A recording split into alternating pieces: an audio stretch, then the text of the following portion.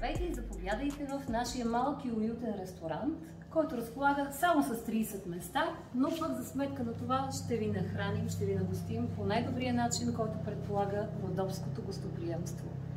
Храната е истинска, домашно приготвена, персонално за всеки. Продуктите са абсолютно подбрани, така че може да разчитате на нещо, което трудно се намира, за съжаление, в днешно време. Приготвено с много любов и поднесено с най-добрата усмивка на нашия колега. Какво предлагате като специалитети? Основно залагаме на местните продукти, които са: това е страхотното агнешко месо, хубави телешки сокалчета, риба, която е сладководна от местни водоеми, съответно пастърва, шаран, сом.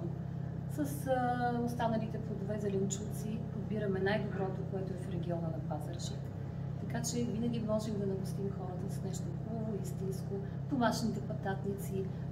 Да не пропускаме уникалната манатарка, която е гордостта на местните западни Родопи. Тя захранва цяла Италия. Това е нещо, което наистина се намира тук в изобилие.